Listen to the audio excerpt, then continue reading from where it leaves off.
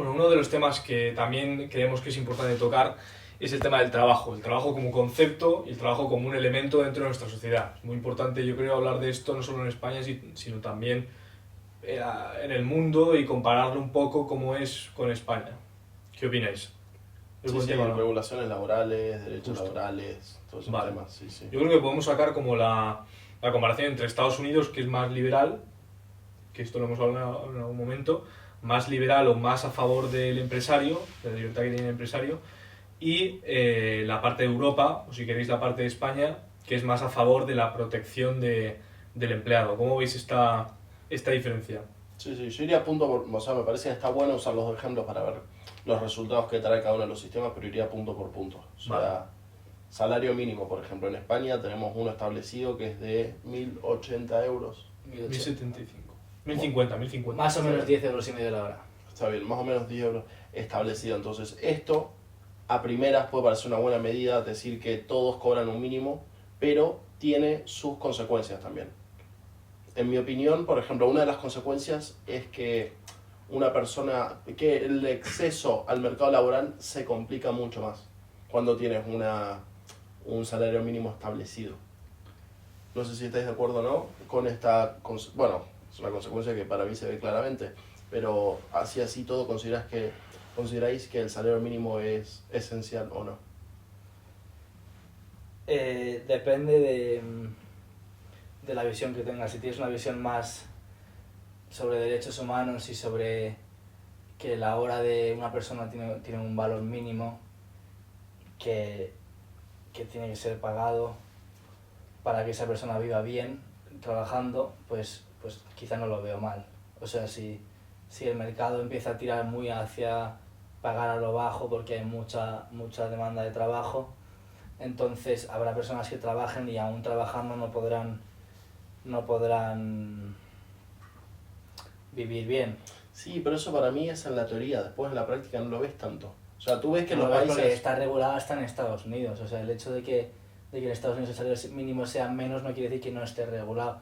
Pero yo creo que el mercado sí que tiene tendencias y habrá momentos de crisis en los que habrá poca oferta de trabajo y mucha demanda, y ahí o pones un salario mínimo o Pero justo, las personas trabajarán por nada casi. pero justo en ese momento, si tú pones un salario mínimo, más gente va a haber en desempleo y las empresas van a tener menos incentivos para contratar.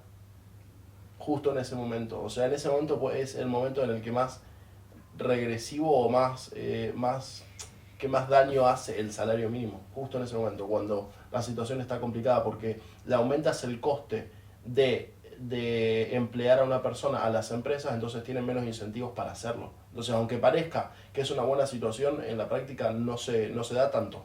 Claro, sobre ¿Cómo todo lo ves tú? totalmente, sobre todo en unas condiciones como la que vivimos ahora en España, desde la que estamos en una mala situación y vemos como el salario mínimo que está aquí, al final el salario medio se está acercando cada vez más al salario mínimo. Entonces, al final es un aspecto negativo. No Totalmente. directamente, pero podemos ver que en malas condiciones lo que hace.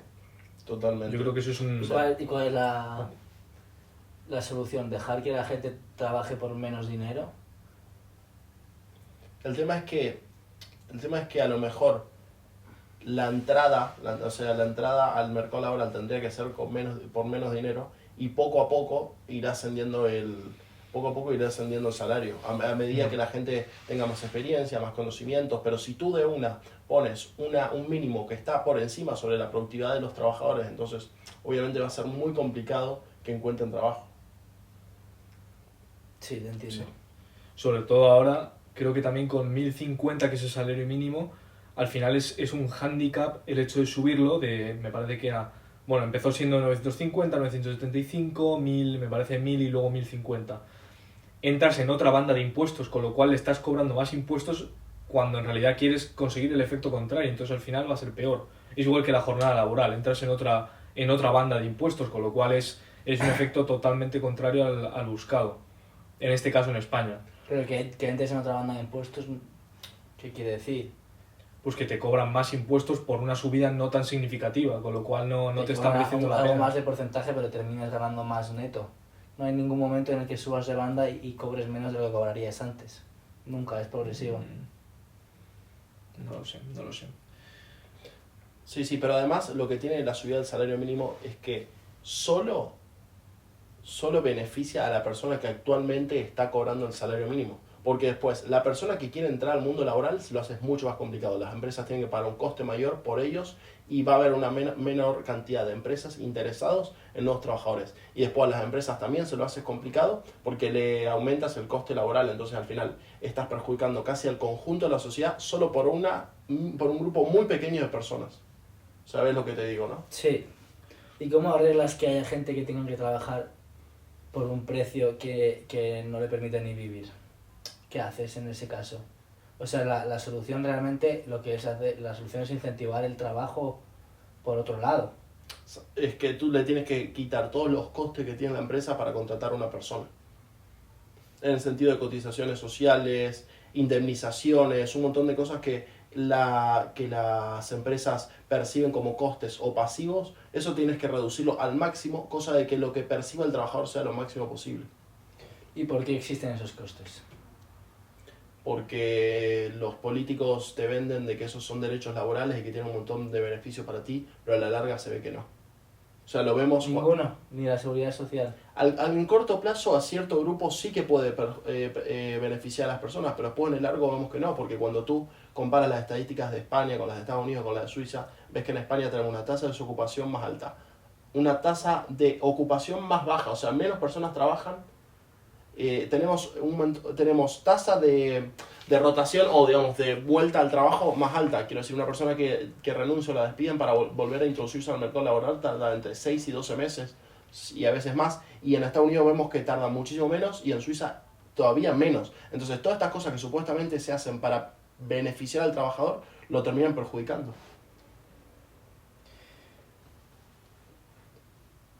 Vale, pero... Bueno, dale tú, Santi. No, yo también iba a meter otro tema. O sea, iba a meter el tema de la desprotección o no del trabajador, por ejemplo, desde los lados de Estados Unidos y desde el lado europeo o español. El tema de el despido improcedente. En Estados Unidos no existe despido improcedente. Solo se tienen que... Las causas son menos. Claro, las causas son por racismo, por... O sea, discriminación. estos tópicos, justo, discriminación, venganza por algo muy concreto... Sí. Como que tú haces algo que no les gusta y van a por ti. Eso puedes demandarlo siempre, pero si lo demandas en ese caso y está claro, sí que obtienes una retribución. Pero hay un aspecto de protección al trabajador importante, ¿no? O sea, ¿En Estados Unidos? No, en todos lados. La vida de mucha gente depende de su trabajo, entonces si no lo tienen asegurado el trabajo, si no tienen un contrato en el que les digan, o sea, les aseguran que no se les puede despedir porque sí, su vida está en el limbo, ¿sabes?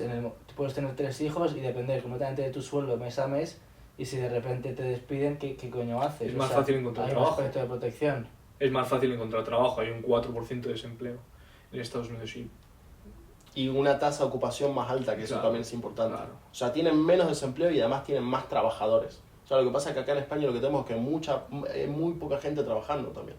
No solo la tasa de desempleo es alta, sino que sobre la población activa total, la cantidad que está trabajando es muy baja.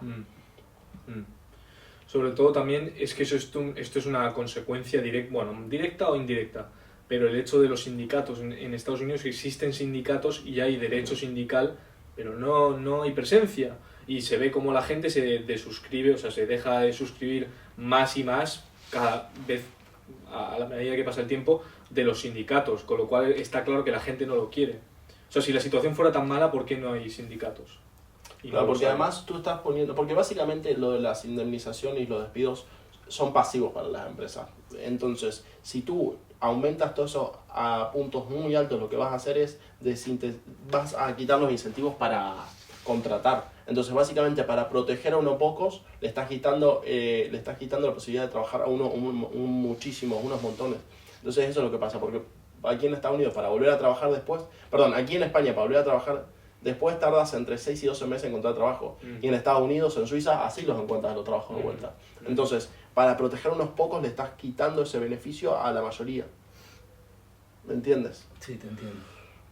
Que luego además, bueno, esto se puede discutir, pero el tema de la seguridad social, que en Estados Unidos no hay, la protección al trabajador, pero si hablamos solo del despido, yo estoy de acuerdo. Es decir, se pueden ver casos muy aislados en los que sea injusto, pero la excepción no anula la regla. Entonces, en general, para mí o sea, es bastante apropiado Sí, para el mercado. sí, totalmente. Y además acá lo que estamos discutiendo es que todas estas cosas se hagan por ley. ¿Qué quiere decir esto? Que los trabajadores que son cualificados o que tienen mucha demanda por parte de las empresas, tranquilamente pueden negociar estas cosas con las empresas. No quiere decir de que esto tenga que desaparecer del todo, sino que todas estas cosas que son reguladas por ley deberían disminuirse al todo lo que se pueda. Y después que cada uno de los trabajadores negocie de manera independiente con sus empresas cuáles van a ser las condiciones. No es que queremos que todo esto desaparezca, solo que lo que queremos es que las regulaciones desaparezcan para que todo funcione de la manera más libre, que las personas puedan negociar de la manera más libre, de esta manera tener más oportunidades de trabajo, reduciendo todas las trabas que existen en el mundo laboral. No se trata de eliminarlo, solo eliminar todo lo que está impuesto por ley. Ese sería el tema. Sí, es importante. Yo opino igual que vosotros realmente. Y también opino que muchas veces hay que ponerse en el punto de vista de las empresas, porque pensamos también muchas veces en empresas grandes, pero también hay 1 millón de startups a las que, por ejemplo, en España es súper difícil empezar una startup por todas las trabas que te ponen al hacerlo, porque la empresa no dejan de ser personas. O sea, si yo creo una empresa, el dinero es mío. Y si yo tengo, ponle 100.000 euros y 2 trabajadores y uno no me está cundiendo bien, si yo no le puedo echar o le tengo que indemnizar al echarle, pues mi empresa probablemente se vaya a ir a la mierda porque me estoy gastando dinero en algo que no es productivo. Entonces, ¿por qué tendría yo como persona y empresa que estar obligado a pagar a una persona que no me está rindiendo como debería rendir, porque no es su ambición en la vida o porque directamente no tiene la actitud que debería tener en la empresa en la que está trabajando? Eso es lo que hay que pensar también, ¿no? Completamente, y más que nada en un país como España donde tenemos una gran presencia de pymes. O sea, cuando tú ves todas las empresas, en gran medida son pymes, no son empresas grandes. Entonces, cuando tú pones todas estas regulaciones, como dice Matías, a quien más perjudican son a las pymes. Las grandes empresas lo pueden soportar, pueden también hacer despidos, tienen una área judicial para todas estas cuestiones muy grande, pero tú en una pyme, con una denuncia laboral de este estilo, la puedes arruinar. Entonces, el problema de todas estas leyes es a quien más perjudica son a las pymes y también a los trabajadores, a quienes no están en el mundo laboral todavía. ¿Qué opináis? Yo os lanzo esta pregunta. ¿Qué opináis de un ejemplo hipotético de poner el modelo este de at will en Estados Unidos del despido en España, con el mercado español? Pero a ver, describirlo un poco más. O sea, de que los despidos puedan ser en cualquier momento, te convocan y te vas, adiós. Eso sí, puede ser en causas justificadas por lo que hemos hablado de racismo, homofobia, todo esto, o por venganza. ¿Qué opináis o cómo quedaría esto en el mercado español? O sea, at will se traduce como cuando quieras. Justo, es at decir, will. Puedes decidir, o sea, puedes despedir cuando tú quieras Justo. a tus empleados porque no te están rindiendo.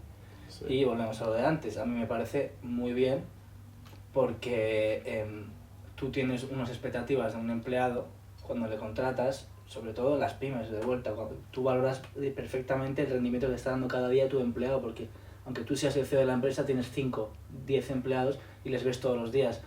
Y si una persona no te está rindiendo como debería rendirte en las horas en las que debe trabajar, o incluso no viene a trabajar, porque hay muchas veces que tenemos absentismo, y entonces tú tienes que despedir, cuando hay absentismo tienes que despedir porque no te está por rendimiento, por falta de rendimiento, y eso no es una justificación válida, entonces tienes que indemnizar a esa persona.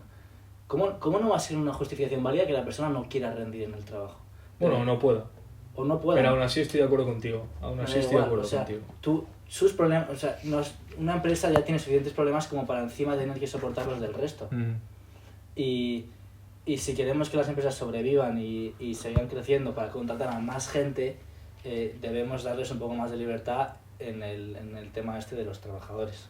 Completamente de acuerdo. Y además, a lo mejor aquí parece que nosotros, al oponernos a todos estos derechos laborales, parece que somos personas terribles, que lo único que nos interesa son los beneficios empresariales, pero esto es lo contrario, porque realmente lo que hace eliminar todas estas trabas, todas estas regulaciones, es también beneficiar al trabajador. Hoy en día en España vemos que hay una gran cantidad de personas que, por ejemplo, no aparecen o no son etiquetadas como desocupados porque sí que están trabajando, pero están trabajando en trabajos que no desean, como por ejemplo repartidores de globo. Sí. Trabajan, no tienen un trabajo a tiempo completo, están trabajando muchas menos horas de lo que quisiesen y están haciendo cosas que no les interesan. Entonces, este tipo de cosas, por ejemplo, en otros países con regulaciones mucho más flexibles no se ven. Y también tenemos un montón de gente que está trabajando en negro. Y esto no es casualidad, esto es producto de todas las regulaciones que tenemos en España. En otros países el trabajo negro casi no existe porque el coste de contratar a una persona en blanco formalmente es el mismo que en negro casi, entonces te conviene mucho más contratarlo en blanco. Eso en España no sucede y es producto de todas las regulaciones que tenemos. Entonces cuando nosotros venimos acá y decimos que queremos quitar todas las regulaciones, no es porque lo único que nos interesa son los beneficios empresariales, las empresas y ganar dinero, no, también lo decimos por el trabajador, porque tiene un montón de beneficios que nadie habla de eso. Entonces cuando vienen los partidos políticos y dicen, no, a nosotros nos interesan los derechos laborales, los derechos de las personas, y queremos subir el salario mínimo o bajar la jornada laboral y todo eso, realmente no va a beneficiar al conjunto de la sociedad, va a beneficiar a unos poquitos, pero el conjunto de la sociedad no se va a ver beneficiada. Entonces por eso nosotros estamos en contra de todas estas cosas. Sí.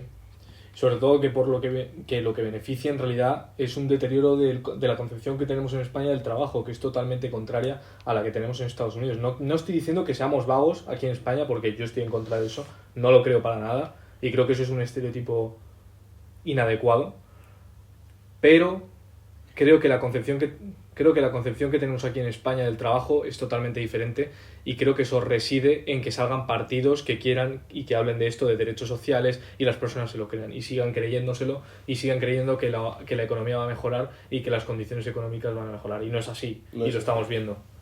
Sí, y además cuando tú vas a países como Estados Unidos y Suiza, que tienen una tasa de ocupación mucho más alta y una tasa de desempleo mucho más baja, además todo eso es empleo privado. ¿Qué quiere decir eso? Que son contratados por empresas, porque acá en España, además que tenemos una tasa de desocupación mucho más alta y una tasa de ocupación mucho más baja, una gran parte del empleo es público, quiere decir que lo paga el Estado, ni siquiera es productivo, no es que las empresas lo están pagando. Entonces el problema es de doble filo, porque tenemos poco empleo y además la mayoría del empleo es público, que el público en cierta medida es insostenible. Si no tenemos cierta cantidad de empresas y trabajadores en el sector privado, todo ese público no es sostenible. Entonces por eso también es muy importante disminuir toda esta cantidad de regulaciones para hacer todo el empleo público sosostenible, porque si todo el lado del privado no sigue creciendo, todo el lado público va a ser insostenible, no va a haber quién lo pague, porque el empleo público no genera rendimiento, no genera beneficios. Entonces, si no tenemos empleo privado, el empleo público también va a estar en riesgo.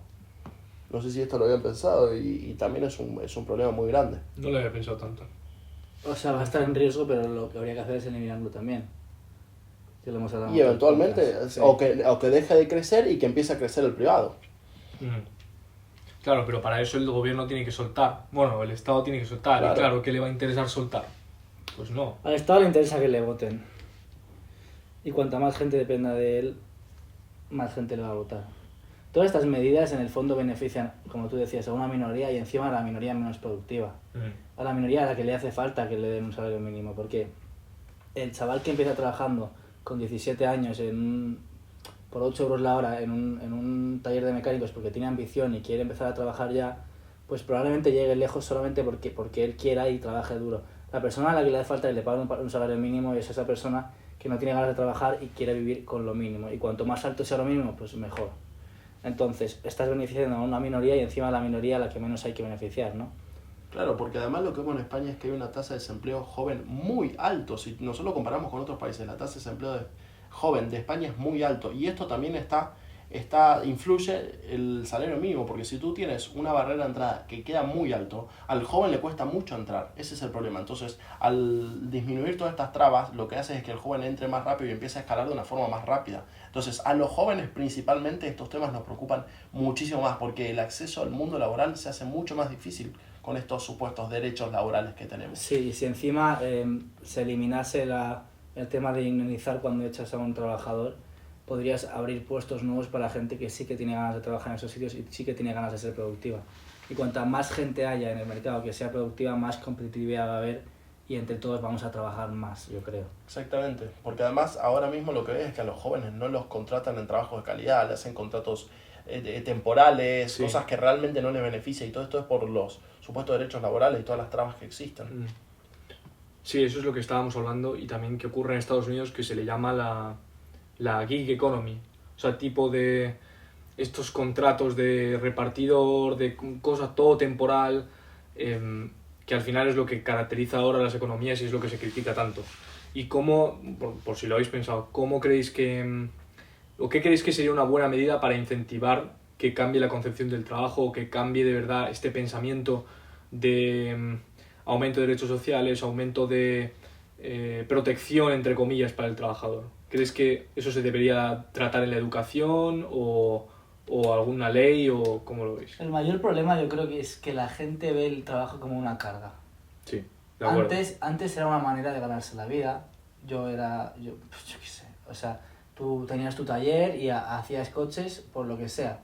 Para ganarte la vida, tu hijo quería hacer lo mismo que tú y todo el mundo quería como crecer en el mundo laboral para ganarse la vida. Ahora es como que la vida ya la tienes medio ganada porque te la asegura el gobierno y solamente tienes que hacerlo por obligación. Entonces, el moverte por obligación por la vida es moverte sin ambición y moverte sin ganas.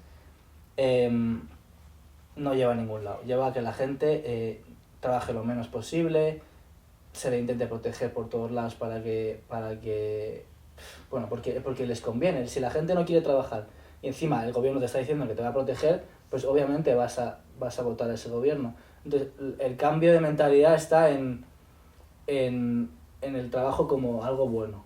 Hay que ver el trabajo como algo bueno y eso también se hace quitando la regulación y viendo que o te lo ganas tú el trabajo o no te lo va a regalar nadie. Eso es importante, yo creo. Sí, estoy de acuerdo contigo. Es muy importante entender que el trabajo dignifica a las personas. Es una fuente de dignidad muy grande. Pero además, como tú decías, para mí la educación también es muy importante.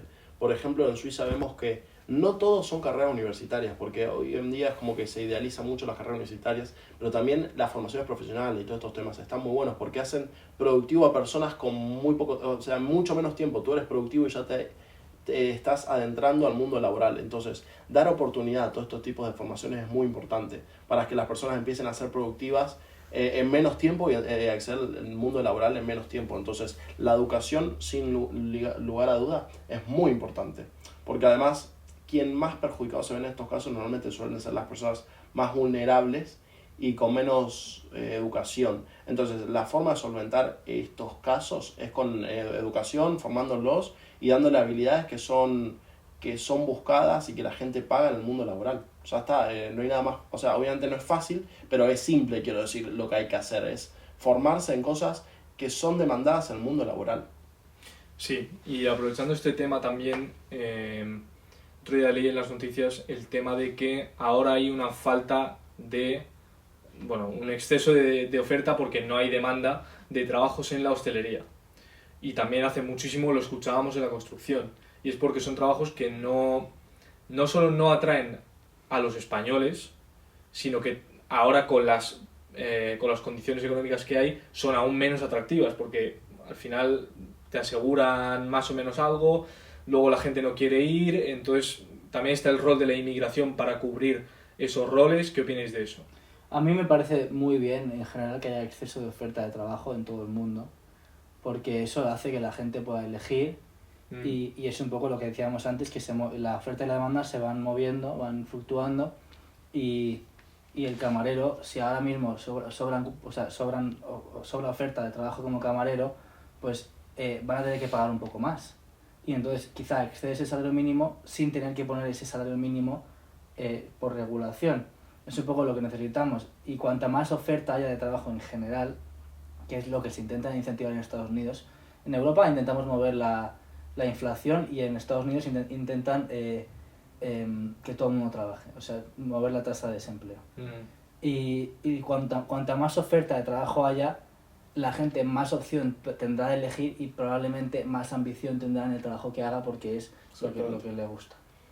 Entonces, eso es importante. ¿Qué pasa? Que cómo se mueve la oferta de trabajo quitando todo ese tipo de regulaciones de las que hablábamos previamente.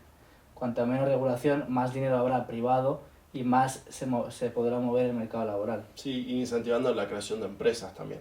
Quiero decir, las empresas son las quienes dan trabajo. Entonces, el crear empresa tiene que ser fácil, tiene que haber pocas regulaciones, pocas trabas. Entonces, es muy importante que haya mucha gente invirtiendo y creando empresas para que haya cada vez más puestos de trabajo, más oferta laboral.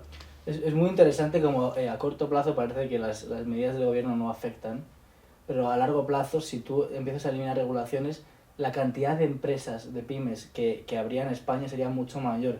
Entonces, cuando el bar de tu amigo falla, por ejemplo, tú dices tal, lo ha gestionado mal. La cantidad de bares que no hubiesen fallado si no fuese por todas estas regulaciones del gobierno, al final sí que podemos echar la culpa al gobierno de que no haya las suficientes empresas y el suficiente trabajo en España. Aunque parezca que no, a largo plazo, todo este tipo de regulaciones aumentan la probabilidad de éxito de las empresas, la probabilidad de trabajo y, en el fondo, el éxito de un país, ¿no? Podemos ver el ejemplo de Alemania, incentiva muchísimo la creación de nuevas empresas, tiene muchísimas empresas en el sector de industrial y Alemania es una de las potencias mundiales siendo un país muy pequeño. O sea, detrás de China, Estados Unidos y no sé quién más, Japón, me parece que es el cuarto país o quinto con mayor GDP.